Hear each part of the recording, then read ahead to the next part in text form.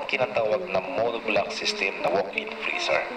Sa madaling salita ay maliit lamang, so parang built-in po ang kanyang system, yung condenser freezer.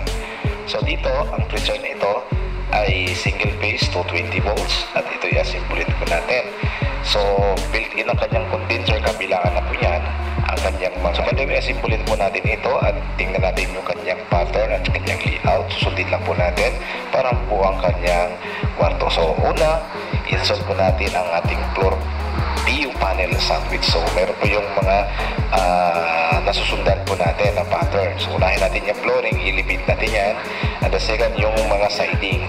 Then kukunin natin, install natin at maliit na install ito. No? So kinukuha na yung mga kasama ni Kuya at yan, asimple po natin yung ating siding sa madaling salita, pati yung ating framing doon sa pintuan. And then, ang sunod po natin ay yung taas. So akyatin na ating kasama ni Master Drive yung itong taas nito. So ngayon, ato natin ma-assemble po yan. So kailangan natin ma-camlock ng maayos, no? So ito po yung tinatawag na monoblock system. So i-install natin kabilaan para mag-lock yung mga camlock sa bawat isa at din po natin siyang higpitan.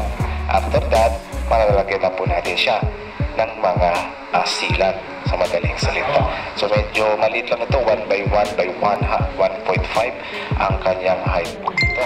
So ang dito negative 18 nasa present point po dito.